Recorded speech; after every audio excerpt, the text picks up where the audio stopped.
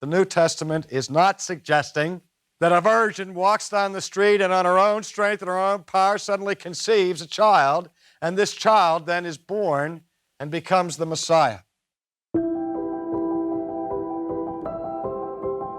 The great miracle comes from the naturalist today who tells us that the world popped into existence on its own power. That's the virgin birth of the whole universe. Of all of the miracles in the New Testament, the miracles of Jesus walking on the water, turning water into wine, feeding 5,000 people, raising people from the dead, and so on, there's one miracle story that seems to have been singled out for particular controversy, and that being his virgin birth. I mean, there have been furious debates, particularly in our day, over the credibility of the New Testament documents at the very beginning of Jesus' life, because the New Testament presumes to teach that Jesus was born of a virgin.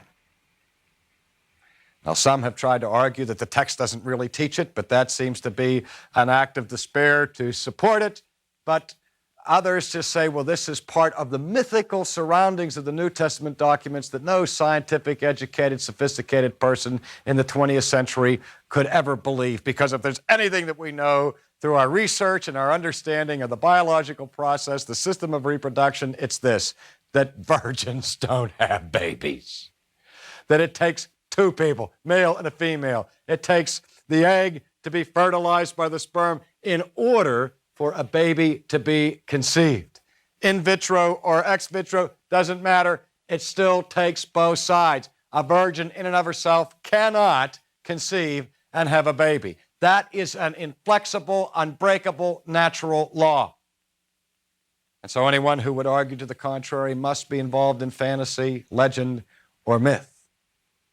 But dear friends, let me say in the first instance that the New Testament is not suggesting that Jesus is born de novo, like Athena, out of the head of Zeus, that a virgin walks down the street and on her own strength and her own power suddenly conceives a child, and this child then is born and becomes the Messiah.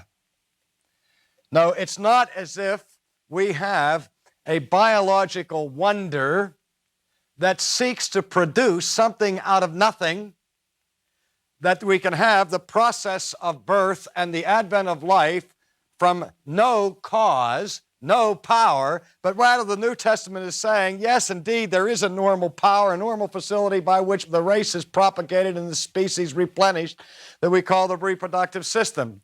And there is a power unleashed through the reproductive process.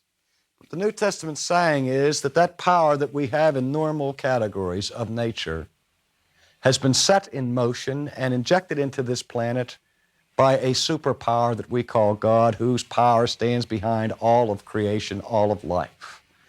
Without the power of God, there can be no egg, there can be no sperm, there can be no life at all. The great miracle comes from the naturalist today who tells us that the world popped into existence on its own power. That's the virgin birth of the whole universe.